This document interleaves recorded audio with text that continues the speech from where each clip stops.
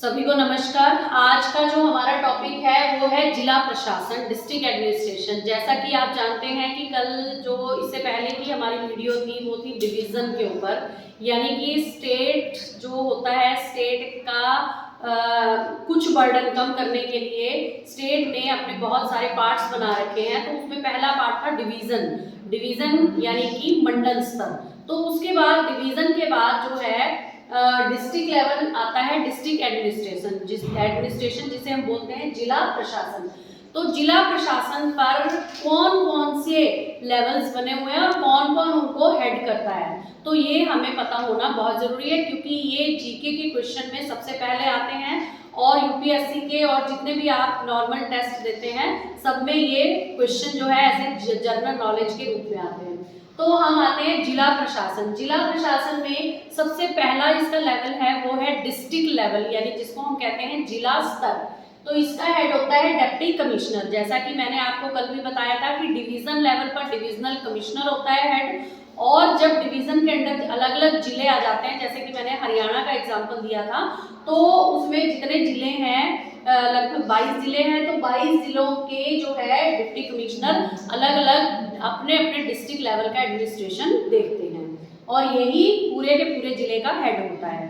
उसके बाद हम आएंगे तहसील। तो जिला क्योंकि बहुत बड़ा होता है, इसके अंदर बहुत सारे गांव होते हैं, शहर भी आते हैं, कस्बे भी आते हैं, तो इसलिए एडमिनिस्ट्रेशन को डिसेंट्रलाइज कर दिया गया है, बांट दिया गया है।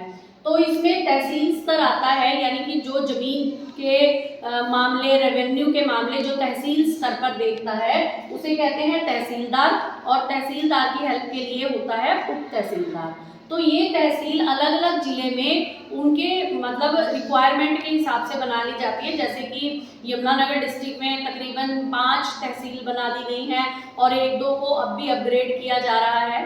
तो उसके बाद है तहसील के बाद आता है उप विभाग, यानी कि तहसील के स्तर को के बर्डन को थोड़ा कम करने के लिए उसके उप विभाग यानी सब डिविजन्स बना दिए गए हैं। तो वो सब डिवीजन लेवल पर जो हेड होता है, जो सभी कामों को देखता है, वो होता है एसडीओ यानी सब डिविजनल ऑफिसर। और इसी तरह जो भी न्यायिक मामले होते हैं, जुडिशरी फंक्शंस होते हैं उप विभाग के लेवल पर, वो देखता है एसडीएम यानी सब डिविजनल मैजिस्ट्रेट। और उसके बाद आते हैं हम ब्लॉक पर, यानी कि उप विभाग के बर्डन को हल्का करने के लिए फिर यहाँ पर ब्लॉक बांट दिए गए हैं और अलग अलग गाँव को, मतलब कि एक ब्लॉक के अंदर तकरीबन 7 या 8 गाँव ला दिए जाते हैं।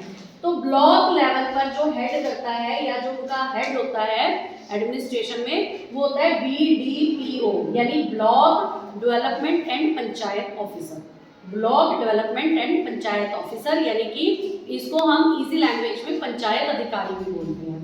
और इसके साथ साथ इसका एक सह अधिकारी भी होता है, वो ब्लॉक डेवलपमेंट ऑफिसर होता है, यानी कि वो पूरे के पूरे ब्लॉक का काम देखता है, लेकिन पंचायत अधिकारी अलग अलग पंचायतों का सुपरविजन करता है।